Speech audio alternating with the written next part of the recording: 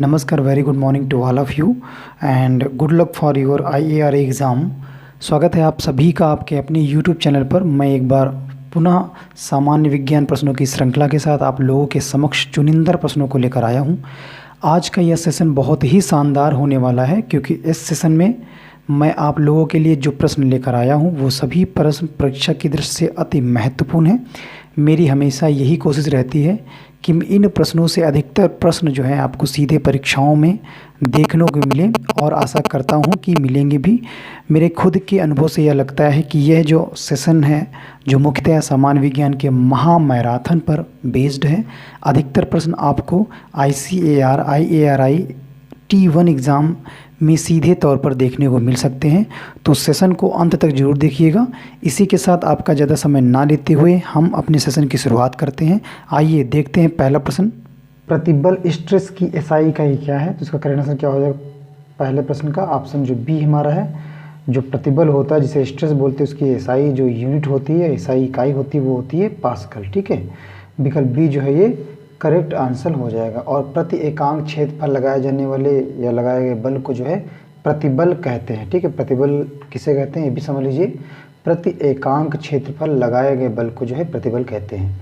और इसका जो SI मात्रक होता है वो होता है, क्या होता है? न्यूटन पर मीटर स्क्वायर। ठीक है, न्यूटन पर मीटर स्क्वायर होता है जिसे क्या बोलते हैं? पास्कल बोलते हैं। ठीक है, न्यूटन पर मीटर स्क्वायर जिसे क्या बोलते हैं? पास्कल। अगले प्रश्न 2 की तरफ बढ़ते हैं। 2 क्वेश्चन कह रहा है कि आयतन की SI इकाई क्या है? आयतन है उसकी SI इकाई क्या है? तो करेक्ट आंसर हो जाएगा ऑप्शन बी जो है घन मीटर जो होती है आयतन की SI यूनिट। ठीक है, इसका SI मात्रक जो होता है घन मीटर होता है जिसे घन मीटर भी बोलते हैं, तथा CGS पद्धति में इसका जो मात्रक होता है वो होता है घन सेंटीमीटर होता है। ठीक है, आयतन का अगर हम फार्मूले की बात करें, आयतन के फार्मूले की बात करें तो क्या होता है? m/d। ठीक है, द्रव्यमान बटे घनत्व होता है आयतन का फार्मूला या सूत्र। CGS पद्धति में इसका मात्रक क्या हो जाता है? CGS पद्धति में इसका मात्रक होता है घन सेंटीमीटर। ठीक है, अगले प्रश्न 3 की तरफ बढ़ते हैं।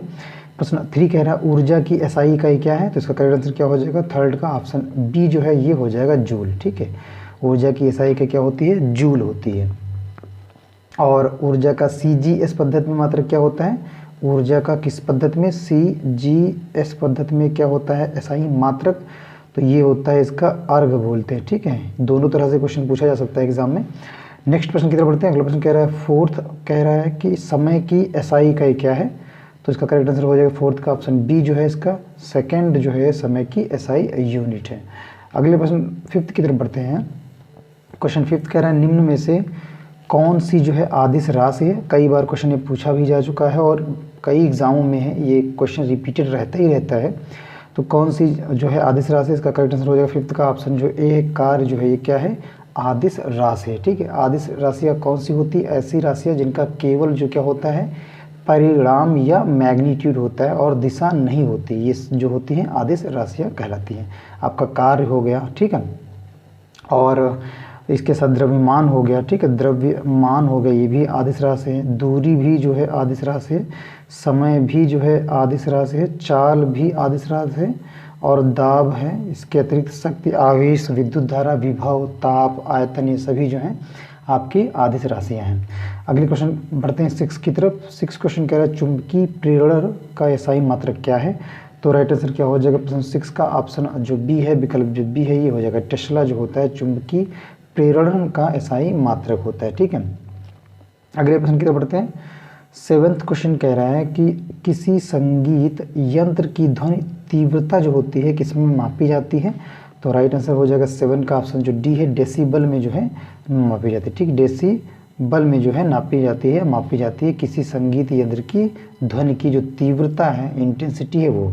अगले प्रश्न की तरफ बढ़ते हैं 7 के बाद 8 प्रश्न कह रहा है कि आवृत्ति मापने की इकाई का नाम क्या है?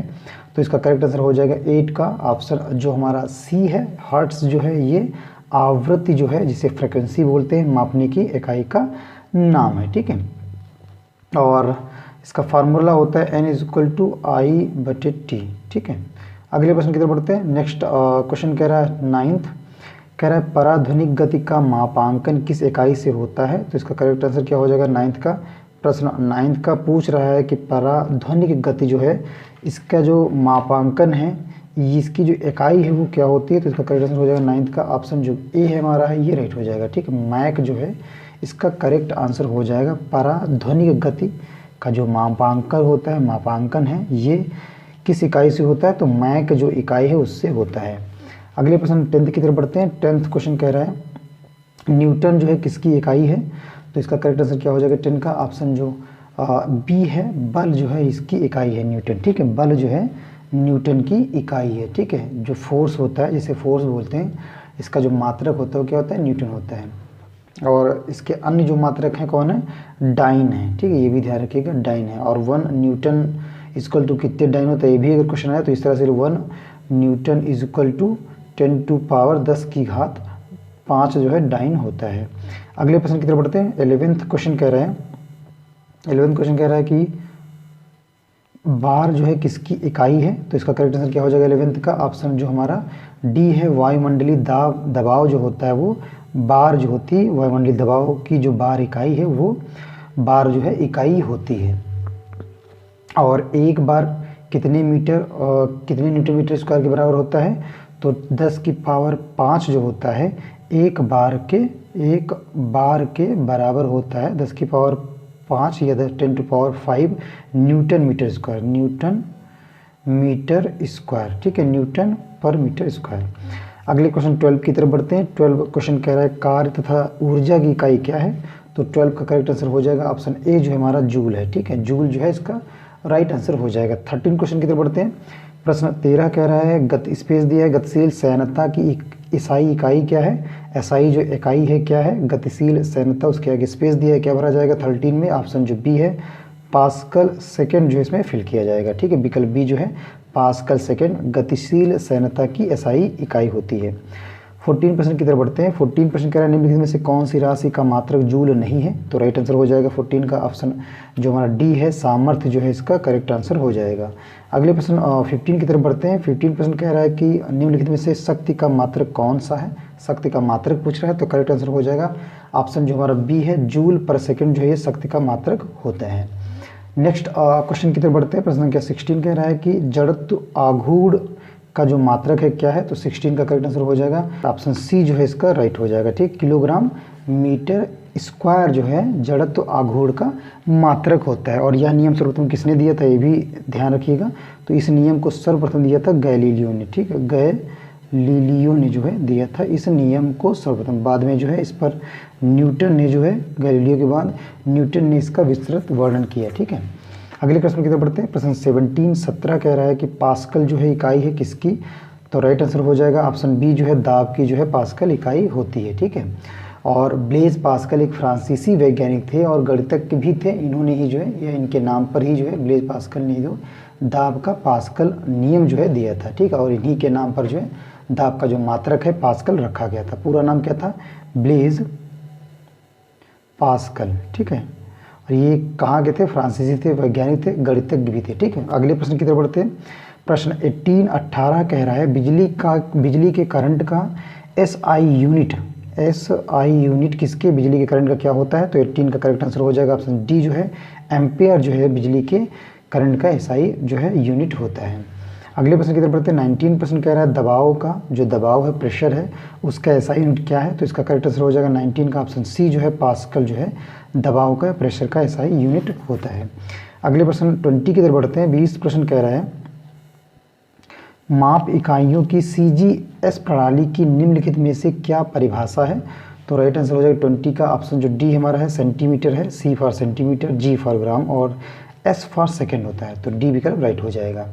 अगले प्रश्न की तरफ बढ़ते हैं। 21 प्रश्न कह रहा है कि 1 वाट घंटा किसके जो है बराबर होता है, 1 वाट घंटा पूछ रहा है किसके बराबर होता है, तो इसका करेक्ट आंसर हो जाएगा ऑप्शन जो डी है 3600 जूल के बराबर होता है 1 वाट घंटा। ठीक है, 1 वाट घंटा किसके बराबर होता है, 3600 जूल के बराबर होता है। 1 वाट घंटा इक्वल टू क्या होता है, 1 वाट गुणे 1 घंटा। ठीक है, 1 घंटा इक्वल टू 1 गुणे 3600 सेकेंड। ठीक है, और इसीलिए जो है 1 वाट घंटा कितने बराबर हो जाएगा, 3600 जूल के बराबर हो जाएगा। प्रश्न 22 की तरफ बढ़ते हैं। 22 प्रश्न कह रहा है 1 वोल्ट कितने के बराबर होता है, तो इसका करेक्ट आंसर क्या हो जाएगा, 1 वोल्ट जो है वो कितने के बराबर होता है, तो करेक्ट आंसर हो जाएगा 22 का ऑप्शन जो बी है, 1 जूल प्रति कूलाम जो है 1 वोल्ट के बराबर होता है। ऑप्शन बी 22 का राइट हो जाएगा। 23 क्वेश्चन कह रहा है दूध की जो घनता है मापने के लिए कौन सा उपयोग होता है, तो ऑप्शन जो ए है ये राइट हो जाएगा। ठीक, लैक्टोमीटर जो है करेक्ट हो जाएगा प्रश्न 23 का। ठीक है, इससे दूध की जो है शुद्धता मापने वाला यंत्र होता है लैक्टोमीटर। अगर हम बैरोमीटर की बात करें, इसी प्रश्न में अगर हम बैरोमीटर की बात करें, तो बैरोमीटर जो होता है वायुमंडलीय दाब मापने वाला यंत्र होता है। क्या होता है, वायुमंडलीय दाब मापने वाला यंत्र होता है। और जो हमारा हाइग्रोमीटर है, विकल्प जो डी में दिया है, हाइग्रोमीटर से वायुमंडलीय आर्द्रता जो होती है, आर्द्रता को मापने वाला यंत्र है, आर्द्रता को मापने वाला यंत्र है। अगले प्रश्न की तरफ बढ़ते हैं। प्रश्न संख्या 24 कह रहा है कि रेडियो धर्मिता मापी जाती है या नापी जाती है, तो इसका करेक्ट आंसर क्या हो जाएगा प्रश्न 24 का ऑप्शन जो हमारा ए है, गीगर मूलर काउंटर जो है रेडियो धर्मिता नापी जाती है। ठीक है, गीगर मूलर काउंटर से रेडियो धर्मिता जो है मापी जाती है या नापी जाती है। ठीक है, नेक्स्ट प्रश्न की तरफ बढ़ते हैं। अगला प्रश्न कह रहा है 25 कह रहा है कि आर्द्रता किससे मापी जाती है। 25 कह रहा है कि आर्द्रता जो है किससे मापी जाती है 25 में, तो इसका राइट हो जाएगा हाइग्रोमीटर से जो है आर्द्रता मापी जाती है। ठीक है, हाइग्रोमीटर से आर्द्रता मापी जाती है। अगले प्रश्न की तरफ बढ़ते हैं। प्रश्न 26 कह रहा है कि सागर की गहराई को मापने के लिए कौन सा जो उपकरण प्रयोग किया, तो इसको उपयोग है फेदोमीटर के द्वारा सागर की गहराई जो है मापी जाती है। 27 प्रश्न की तरफ बढ़ते हैं। 27 प्रश्न कह रहा है कि terminal Doppler weather radar TDWR किसके लिए या किस लिए प्रयुक्त किया जाता है, तो 27 का करेक्ट आंसर हो जाएगा ऑप्शन जो हमारा बी है, खराब मौसम में हवाई जहाज़ों को उतारने में। ठीक है, खराब मौसम में हवाई जहाज़ों को उतारने में जो है TDWR का इस्तेमाल या प्रयुक्त किया जाता है, जिसे बोलते हैं टर्मिनल डॉपलर वेदर या वेदर रेडार। ठीक है, टर्मिनल डॉपलर वेदर रेडार होता है जो खराब मौसम में हवाई जहाज़ों को उतारने में यूज में लाया जाता है, प्रयोग में लाया जाता है। 28 प्रश्न की तरफ बढ़ते हैं। 28 क्वेश्चन कह रहा है निम्नलिखित में से किस यंत्र का उपयोग अवशोषित या विकसित ऊष्मा को मापने के लिए किया जाता है, तो 28 का करेक्ट आंसर क्या हो जाएगा, प्रश्न 28 का ऑप्शन जो सी हमारा ये राइट हो जाएगा। ठीक, कैलोमीटर उसे बोलते हैं। 29 प्रश्न कह रहे हैं कि यांत्रिकी से संबंधित सभी प्रश्न रहेंगे, आगे जितने भी प्रश्न रहेंगे निम्नलिखित में से कौन सी भौतिक राशि अन्य से भिन्न है, तो इसका करेक्ट आंसर हो जाएगा 29 का ऑप्शन सी जो है, बल जो है अन्य भौतिक राशियों से भिन्न है। क्यों भिन्न है, बल जो है ये क्या है, सदिश राशि है, बाकी शेष जो विकल्प में दिए हैं वो अदिश राशि हैं, इसलिए जो है भिन्न है राशि। अगले प्रश्न की तरफ बढ़ते हैं। नेक्स्ट क्वेश्चन 30 प्रश्न कह रहा है ढालू सड़क पर पत्थर लुढ़काना ऊर्ध्व ऊपर की ओर उठाने से अधिक आसान होता है, क्योंकि 30 का 30 का करेक्ट आंसर हो जाएगा हमारा ऑप्शन जो ए है, पत्थर को लुढ़काने में किया गया कार्य इसे उठाने की अपेक्षा जो है कम होता है। ठीक है, इसलिए जो है ढालू सड़क पर पत्थर लुढ़काना ऊर्ध्व ऊपर की ओर उठाने से अधिक आसान होता है। ऑप्शन जो एक है या ए है जो वो राइट हो जाएगा। 31 क्वेश्चन कह रहा है कि वह कौन सी भौतिक मात्रा है जिसका आयाम ml² T-2 है या T⁻⁻2 है, तो इसका करेक्ट आंसर क्या हो जाएगा 31 का ऑप्शन जो ए है हमारा, किया गया कार्य जो है वो या भौतिक मात्रा जिसका आयाम जो है ये होता है ml² T⁻⁻2 या घात -2। अगले प्रश्न की तरफ बढ़ते हैं। प्रश्न 32 कह रहा है कि माचिस की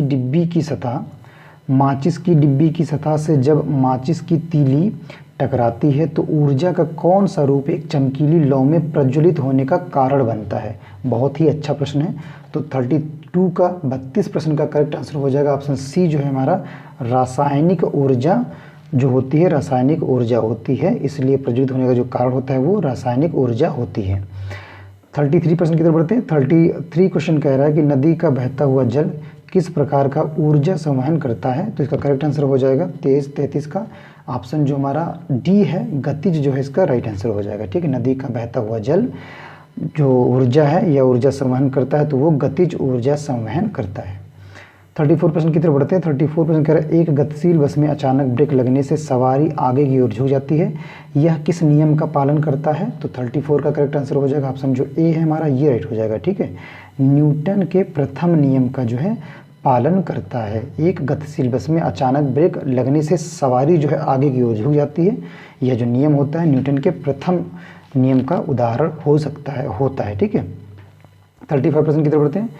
35 प्रश्न कह रहा है जेट इंजन किस घटना के आधार पर काम करता है? तो इसका करेक्ट आंसर हो जाएगा 35 का ऑप्शन जो हमारा बी है, रैखिक संवेग का संरक्षण। ठीक है, रैखिक संवेग का संरक्षण जेट इंजन जो है इस घटना के आधार पर काम करता है। 36 क्वेश्चन कह रहा है कि विसर्पी घर्षण होता है, जो विसर्पी घर्षण है वो होता है किससे? तो 36 का करेक्ट जो आंसर हो बी है, बी जो है ये हो जाएगा, सीमित घर्षण से थोड़ा कम जो होता है विसर्पी घर्षण होता है। ठीक है, सीमित घर्षण से थोड़ा कम विसर्पी घर्षण। अगले प्रश्न की तरफ से बढ़ते हैं। 37% कह रहा है कि घर्षण के संबंध में निम्नलिखित में से कौन सा विकल्प जो है सही है? तो करेक्ट आंसर क्या हो जाएगा? 37 का ऑप्शन जो ए हमारा है ये राइट हो जाएगा, घर्षण गति का विरोध करता है, ये विकल्प करेक्ट हो जाएगा। 38% की तरफ बढ़ते हैं। 38% कह रहा है एक साधारण लोलक की समय सीमा पर निर्भर करती है, तो 38 का करेक्ट आंसर क्या हो जाएगा? ऑप्शन जो हमारा ए है, लोलक की लंबाई जो है इसका करेक्ट आंसर हो जाएगा। 39% की तरफ बढ़ते हैं। 39% कह रहा है कि गति जो कुछ समय के बाद खुद को दोहराती है उसे गति कहा जाता है, जो इसका करेक्ट आंसर क्या हो जाएगा? 39 का ऑप्शन जो हमारा बी है, आवाधिक जो है इसका करेक्ट आंसर हो जाएगा। ठीक है, आवाधिक इसका राइट आंसर हो जाएगा। 40% की तरफ बढ़ते हैं। ये प्रश्न जो रहेंगे गुरुत्वाकर्षण और गुरुत्व के अधीन गति से संबंधित रहेंगे, तो 40% कह रहा है उसको देखते हैं। 40 कह रहा है कि स्थिर गति से दौड़ रही एक रेलगाड़ी में बैठा यात्री लंबवत ऊपर की दिशा में गेंद फेंकता है, वह गेंद कहाँ गिरेगी? तो 40 का करेक्ट आंसर क्या हो जाएगा? ऑप्शन जो हमारा ए है, यात्री के हाथों में वह गेंद गिरेगी। ठीक है, ऑप्शन जो ए है ये राइट हो जाएगा। अगले प्रश्न की तरफ बढ़ते हैं। 42% कह रहा है यदि एक गेंद भूमि से h मीटर की ऊंचाई से मुक्त रूप से गिरती है तो ठीक जमीन में लगने से पहले उसका वेग क्या होगा? इसमें गुरुत्व त्वरण जो है 10 की जो पावर है या 10 मीटर सेकेंड स्क्वायर है, इसकी क्या होगा? इसका करेक्ट आंसर 41 का, तो इसका करेक्ट आंसर हो जाएगा हमारा ऑप्शन जो डी है ये हो जाएगा। ठीक, ऑप्शन जो डी है ये करेक्ट हो जाएगा। अगले प्रश्न की तरफ बढ़ते हैं। 42% कह रहा है कि जी का जो मान होता है न्यूनतम कहाँ होता है? तो जी का न्यूनतम मान कहाँ होता है? पृथ्वी पर। जी जिसे गुरुत्व जनित त्वरण बोलते हैं, सबसे कम जहाँ पे मान होता है वो होता है विषुवत रेखा पर, तो विकल्प ए जो है ये राइट हो जाएगा। ठीक है, विकल्प ए ये करेक्ट हो जाएगा। और ध्रुवों पर क्या रहता है? ध्रुवों पर सबसे अधिक रहता है। अगले प्रश्न की तरफ बढ़ते हैं। प्रश्न संख्या 43 क्या कह रहा है वो देखते हैं। 43 कह रहा है एक व्यक्ति तुला की मदद से अपना वजन 600 न्यूटन नापता है, यदि वह व्यक्ति एक 5 मीटर पर सेकंड की गति से ऊपर जा रहे लिफ्ट में उसी तुला पर खड़ा हो जाए तो तुला में दर्शाया गया भार क्या होगा? तो इसका करेक्ट आंसर क्या हो जाएगा? 43 का ऑप्शन जो हमारा सी है, 600 न्यूटन के समान ही रहेगा। ठीक है, 600 न्यूटन के समान ही रहेगा। नेक्स्ट प्रश्न की तरफ बढ़ते हैं। 44% कह रहा है ये प्रश्न रहेंगे आपके पदार्थ के जो गुण होते हैं या आर्किमिडीज के सिद्धांत पर बेस रहेंगे। तो 44% कह रहा है जल स्थानांतरण के सिद्धांत की खोज का उसका प्रतिपादन इनमें से किसने किया था?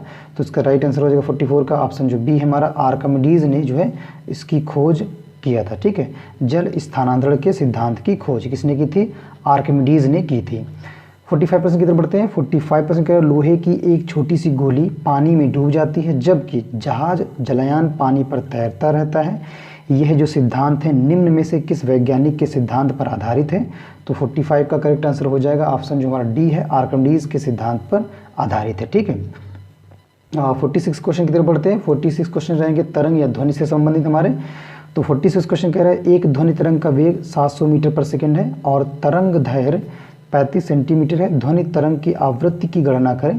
इसमें ध्वनि तरंग की आवृत्ति जो है उसकी गणना करनी है, तो इसका करेक्ट आंसर क्या हो जाएगा? 46 का ऑप्शन जो हमारा है राइट डी हो जाएगा, 2000 हर्ट्ज हो जाएगा। ठीक है, 2000 हर्ट्ज हो जाएगा। नेक्स्ट प्रश्न की तरफ बढ़ते हैं।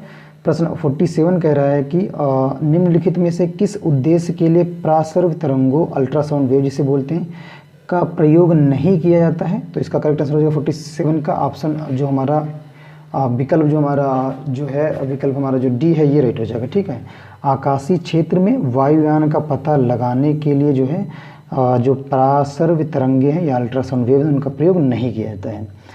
48% की तरफ बढ़ते हैं। 48% कह रहा है ध्वनि निम्नलिखित में से किस माध्यम में यात्रा नहीं कर सकती है। ध्वनि जो है, जो साउंड है, वो किस माध्यम में जो है यात्रा नहीं कर पाती है। तो करेक्ट आंसर हो जाएगा 48 का ऑप्शन जो बी है, निर्वात में या वैक्यूम में जो है ध्वनि जो है इसमें जो है इस माध्यम में या मीडियम में यात्रा नहीं कर सकती है।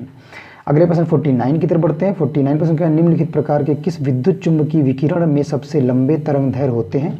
तो 49 का करेक्ट आंसर क्या हो जाएगा, ऑप्शन सी जो है ये राइट हो जाएगा। रेडियो तरंगे जो है इसका या तरंगों में सबसे लंबे तरंग दैर्घ्य होते हैं। ठीक है, विद्युत चुंबकीय विकिरण में सबसे लंबे तरंग दैर्घ्य किसमें होते हैं, रेडियो तरंगों में होते हैं। ठीक है, और गामा किरणों में जो तरंग दैर्घ्य रहता है क्या होता है, गामा जो किरणें होती हैं और इनमें जो है छोटी तरंग दैर्घ्य रहती है और उच्च वेधन क्षमता के कारण इनका उपयोग जो है नाभिकीय अभिक्रियाओं में होता है। और इसकी खोज किसने की थी गामा किरणों की, ये भी क्वेश्चन है। तो इसकी खोज की थी बैकुरल ने। ठीक है, बैकुरल ने इसकी खोज की थी। और हमारे रेडियो जो तरंगे इनकी खोज किसने की थी, रेडियो की तरंगे दो तरह की होती हैं, एक तो होती है लघु और एक होती है दीर्घ। ठीक है, दोनों की अलग अलग खोज करता है। लघु के जो है वो कौन है, हेनरिक हर्ट्ज हैं। इसके जो है कौन है, हेनरिक हर्ट्ज हैं। और जो हमारी दीर्घ तरंगे हैं इसके कौन खोज करता है, इसके हैं मार्कोनी। ठीक है, मार्कोनी है दीर्घ तरंगों के या दीर्घ रेडियो तरंगों के खोजकर्ता। और जो हमारी अवरक्त किरणें इसकी खोजकर्ता कौन है, इस तरह से भी प्रश्न पूछा जा सकता है। तो अवरक्त तरंगे इसकी खोजकर्ता कौन है, तो इसके हैं हर्सेल। ठीक है, हर्सेल हैं अवरक्त तरंगों के खोजकर्ता।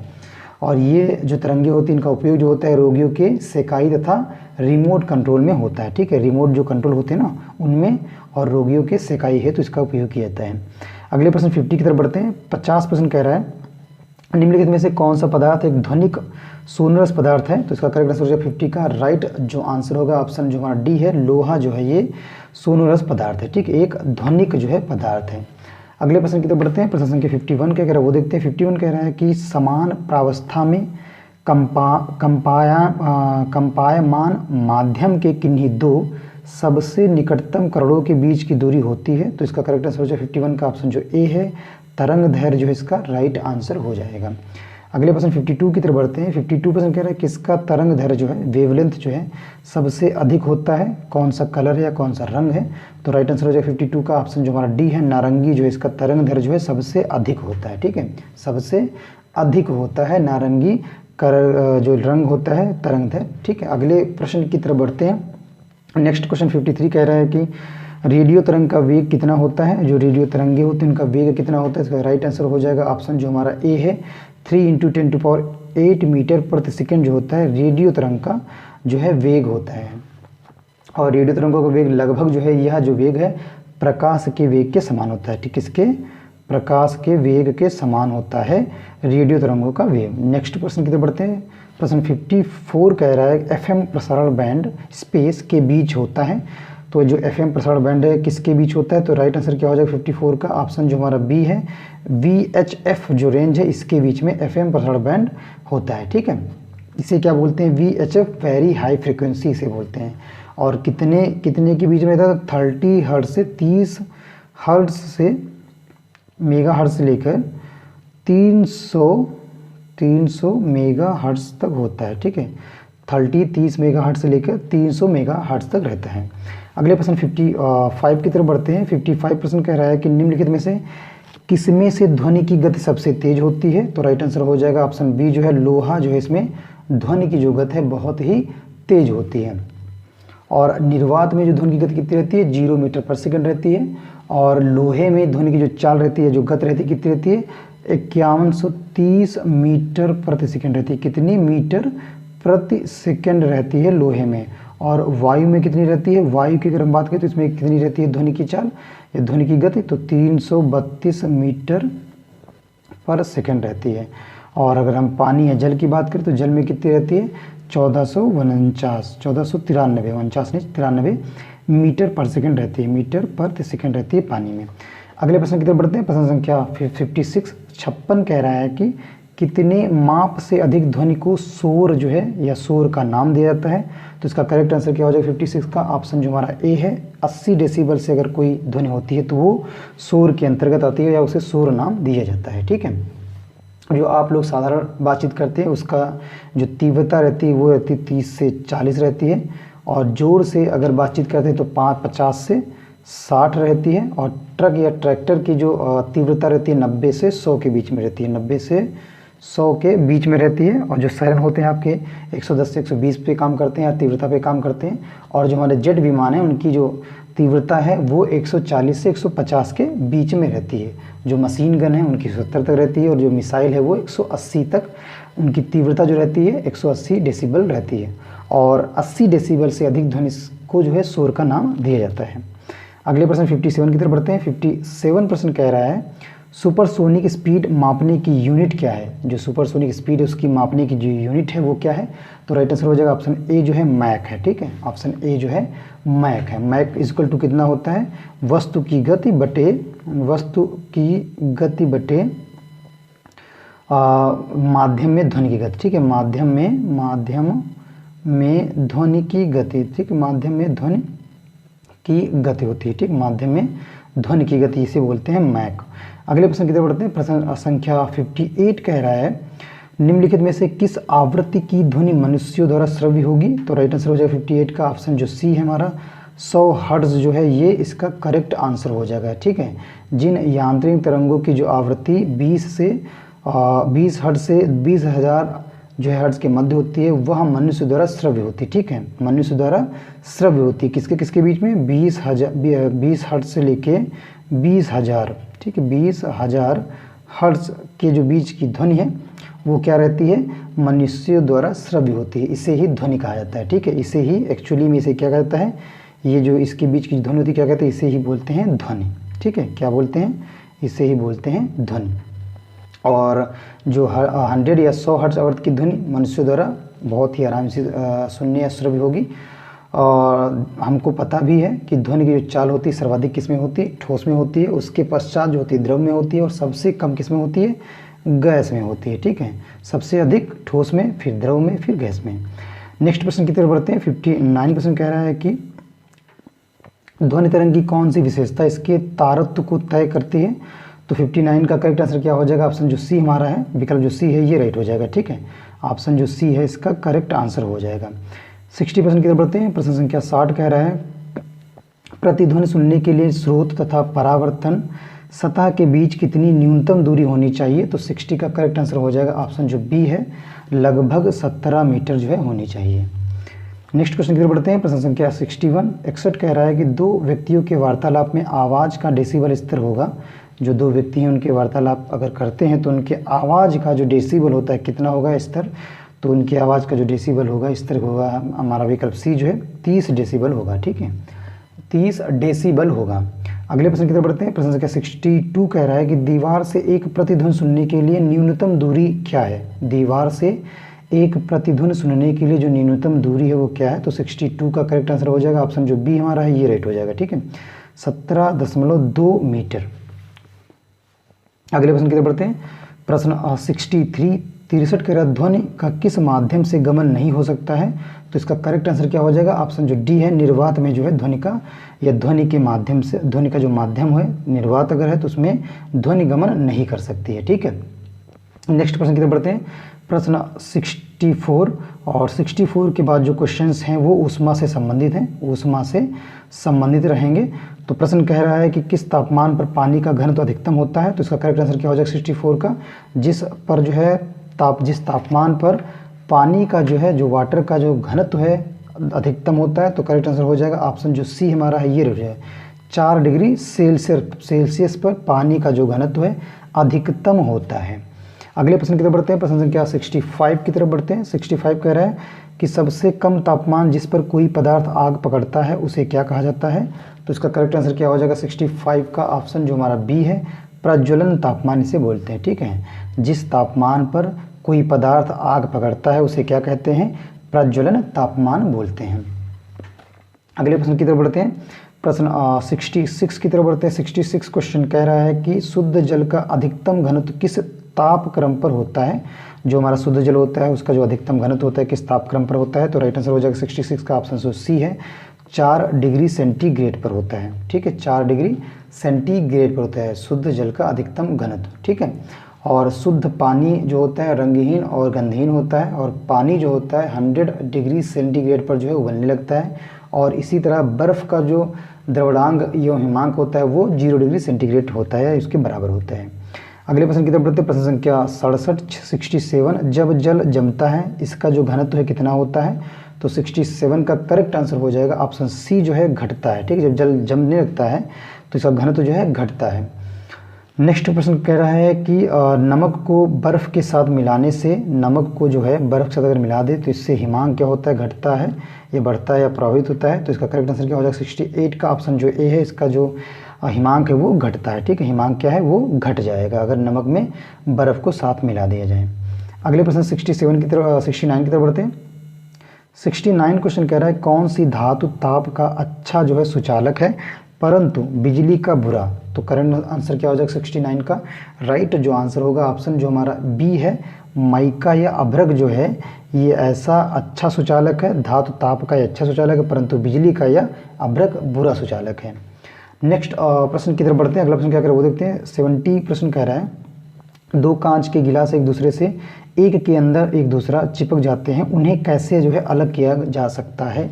तो 70 का करेक्ट आंसर हो जाएगा ऑप्शन सी जो है, बाहरी गिलास को गर्म पानी में डालकर जो उन्हें अलग किया जा सकता है। जब दो कांच के गिलास एक दूसरे के अंदर चिपक जाते हैं तो उन्हें अलग करने के लिए उन गिलासों को है गर्म पानी में डाला जाता है। ठीक है, बाहरी गिलास को गर्म पानी में डाला जाता है, डुबोया जाता है। अगले प्रश्न 71 की तरफ बढ़ते हैं। 71 क्वेश्चन कह रहा है बर्फ़ की गुप्त ऊष्मा है। ठीक है, बर्फ़ की जो गुप्त ऊष्मा है कितनी होती है? तो इसका करेक्ट आंसर क्या हो जाएगा? ऑप्शन जो बी हमारा है ये राइट हो जाएगा। ठीक, 80 कैल्शियम पर ग्राम होती है बर्फ़ की गुप्त ऊष्मा। नेक्स्ट क्वेश्चन की तरफ बढ़ते हैं। प्रश्न 72 कह रहा है फ़ारेनहाइट स्केल में फ़ारेनहाइट स्केल में पानी का क्वथनांक है। जो पानी का क्वथनांक होता है फ़ारेनहाइट स्केल में कितना होता है? तो इसका करेक्ट आंसर हो जाएगा 72 का ऑप्शन सी जो है ये राइट हो जाएगा, 212 डिग्री फ़ारेनहाइट। अगले प्रश्न 73 की तरफ बढ़ते हैं। 73 कह रहा है स्वस्थ मनुष्य का तापक्रम कितना होता है? तो इसका राइट आंसर क्या हो जाएगा 73 का ऑप्शन जो सी है, 37 डिग्री सेंटीग्रेड होता है स्वस्थ मनुष्य का तापक्रम।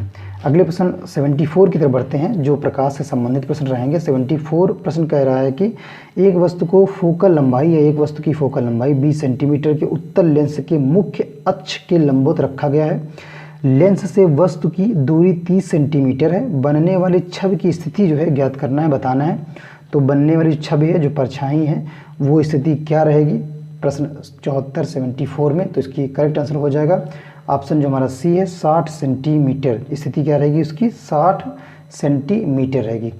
ठीक है, नेक्स्ट क्वेश्चन की तरफ बढ़ते हैं।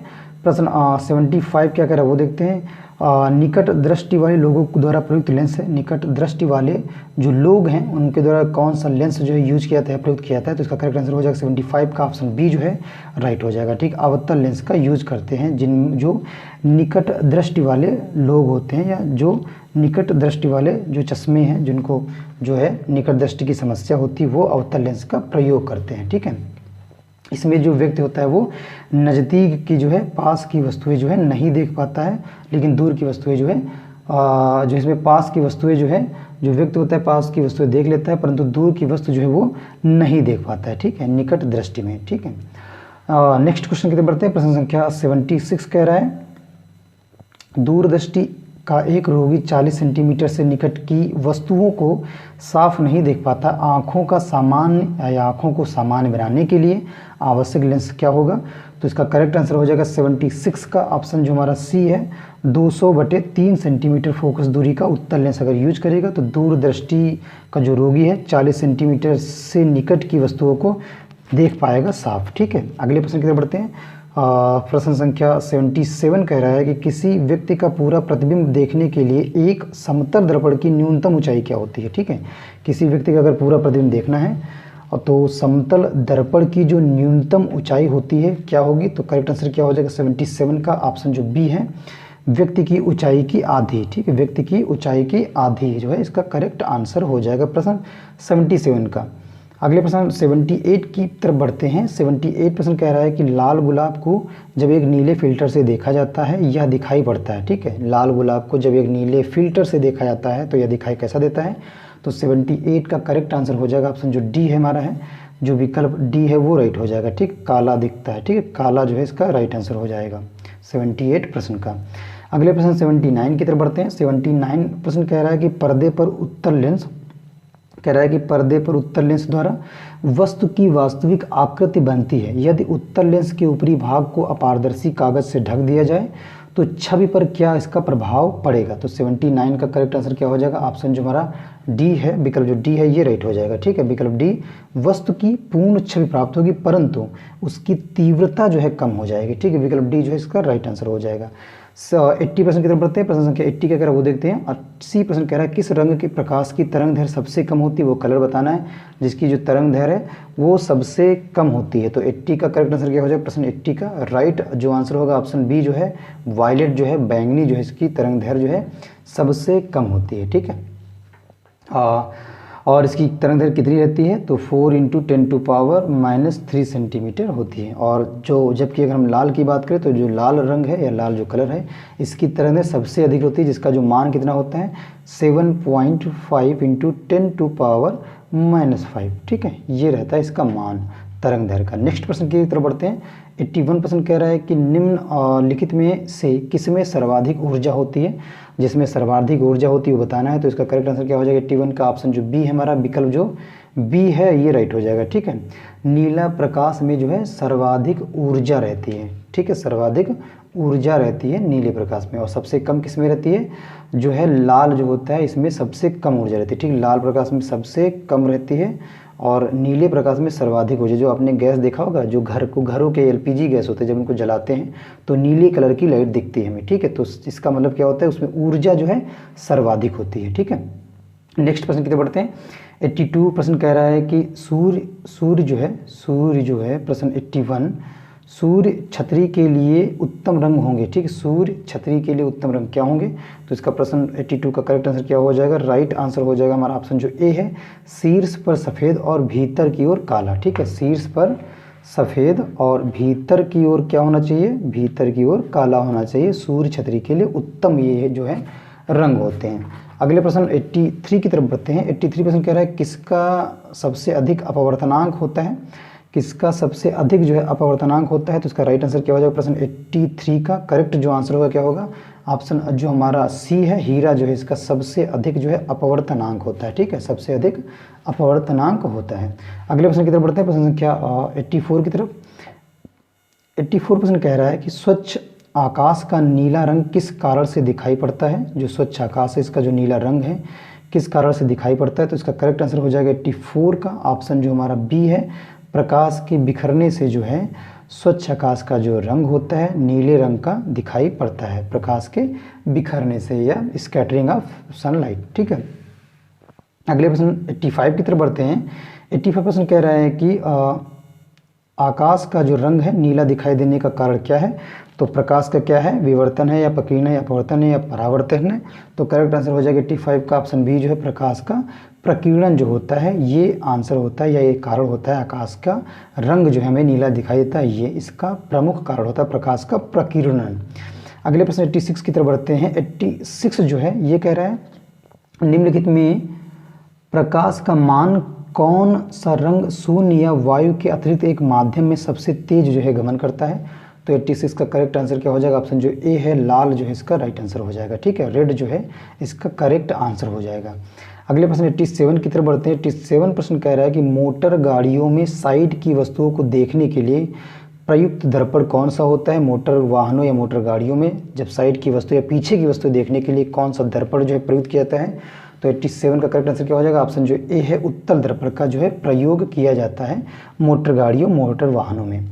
अगले प्रश्न 88 की तरफ बढ़ते हैं। 88% कह रहा है कि समुद्र जल के नीला रंग का होने का क्या कारण है।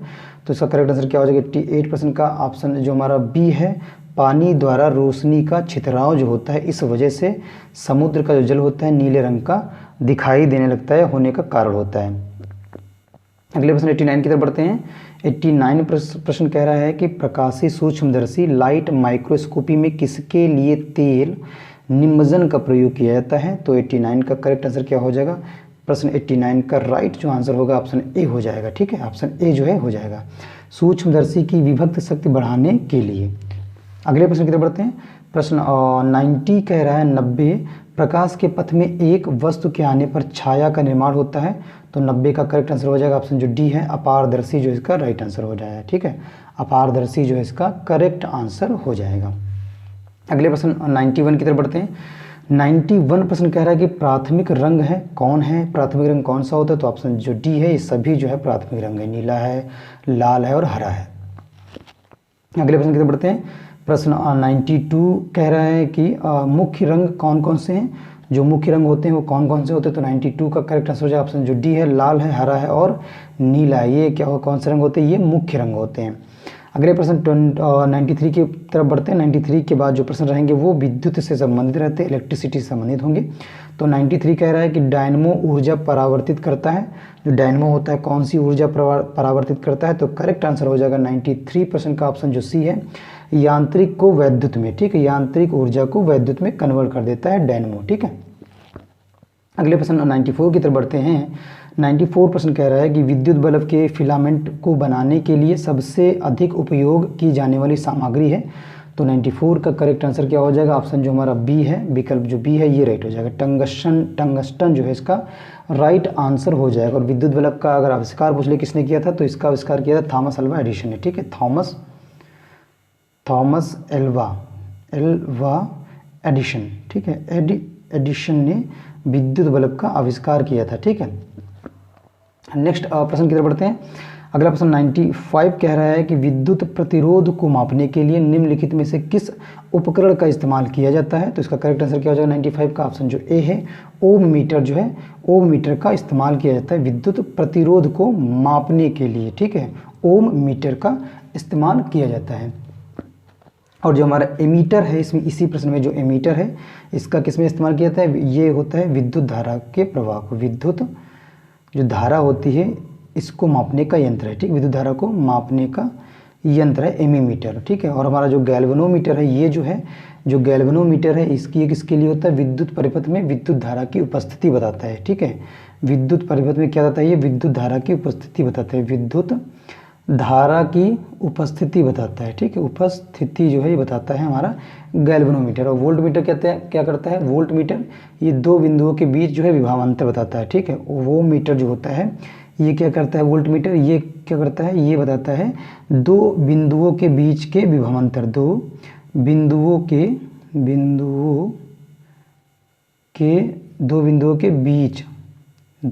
बीच क्या बताता है, विभवांतर बताता है, विभवांतर जो है ये बताता है। अगले प्रश्न 96 की तरफ बढ़ते हैं। 96 क्वेश्चन कह रहा है विद्युत वाहक बल को मापने के लिए निम्नलिखित में से किस उपकरण का इस्तेमाल किया जाता है। तो 96 का करेक्ट आंसर क्या हो जाएगा, ऑप्शन जो सी हमारा है, पोटेंशियोमीटर जो है इसका प्रयोग किया जाता है विद्युत वाहक बल को मापने के लिए। ठीक है, विद्युत वाहक बल को मापने के लिए पोटेंशियोमीटर का उपयोग या यूज किया जाता है। ठीक है, और 96 का करेक्ट आंसर सी हो जाएगा। ठीक है, अगले प्रश्न की तरफ बढ़ते हैं। प्रश्न 97 की तरफ बढ़ते हैं। 97 कह रहा है कि AC को DC, ठीक है, AC को DC प्रतिवर्ती धारा को दिष्ट धारा में परिवर्तित या चेंज करने के लिए निम्नलिखित में से किस उपकरण का उपयोग किया जाता है। तो 97 का करेक्ट आंसर हो जाएगा ऑप्शन जो हमारा डी है, रेक्टिफायर्स का उपयोग किया जाता है। ठीक है, रेक्टिफायर्स का उपयोग किया जाता है AC को DC में जो है परिवर्तित करने के लिए या बदलने के लिए। रेक्टिफायर्स एक उपकरण होता है जो ये काम करता है। अगले प्रश्न 97 की तरफ बढ़ते हैं। 98 की तरफ 98% कह रहा है यदि समय t में किसी चालक के किसी भी अनुप्रस्थ काट में शुद्ध आवेश नेट चार्ज क्यों प्रवाहित होता है। आगे क्या कह रहा है देखते हैं। तो अनुप्रस्थ जो काट है, तो जो अनुप्रस्थ काट है के माध्यम से प्रवाहित जो धारा आई है होगी। ठीक है, तो अनुप्रस्थ काट के माध्यम से प्रवाहित धारा क्या होगी 98 प्रश्न में। तो करेक्ट आंसर क्या हो जाएगा 98 का ऑप्शन जो हमारा सी है ये सही हो जाएगा। ठीक है, I = Q/T जो है, Q जो क्या होता है, Q होता है हमारा आवेश और T टाइम होता है और ये I के बराबर होता है। ठीक है, I = क्या होता है Q/T। ठीक है, अगले प्रश्न की तरफ बढ़ते हैं। प्रश्न संख्या नेक्स्ट 99 कह रहा है कि 12 वोल्ट 12 V के विभवांतर वाले दो बिंदुओं के बीच 5C के आवेश को स्थानांतरित करने में किए जाने वाले कार्य का मान कितना होगा। तो राइट आंसर क्या हो जाएगा प्रश्न 99 का करेक्ट आंसर हो जाएगा हमारा ऑप्शन जो सी है 60 जूल या 60 जूल। ठीक है, 60 जूल कितना हो जाएगा हमारा 60 जूल। विभवांतर इसमें कितना, इसको ऐसे निकाल भी सकते हैं। तो देखते हैं V कितना है हमारा, V है हमारा यहाँ पे 12 वोल्ट है। ठीक, कितना है 12 वोल्ट है। और Q कितना है, Q है हमारा 5 कूलाम। ठीक है, कितना है 5 कूलाम है। और W हमारा कितना है, W कितना है वो है, W क्या होता है इसका फार्मूला भी समझ लो। तो V इंटू क्यू होता है, V इंटू क्यू होता है।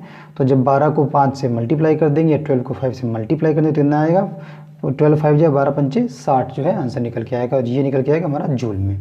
ठीक है, अगले प्रश्न की तरफ बढ़ते हैं। प्रश्न संख्या 100 क्या कह रहा है वो देखते हैं। 100 प्रश्न कह रहा है कि निम्नलिखित में से कौन सा उपकरण विद्युत ऊर्जा को यांत्रिक ऊर्जा में परिवर्तित करता है। ऐसा कौन सा उपकरण है जो विद्युत ऊर्जा को यांत्रिक ऊर्जा में परिवर्तित करता है। तो राइट आंसर हो जाएगा 100 प्रश्न का ऑप्शन जो हमारा ए है ये करेक्ट हो जाएगा। ठीक है, इलेक्ट्रिक मोटर जो है इसका राइट आंसर हो जाएगा। ये ऐसा उपकरण है जो हमारी विद्युत ऊर्जा को यांत्रिक ऊर्जा में परिवर्तित कर देता है।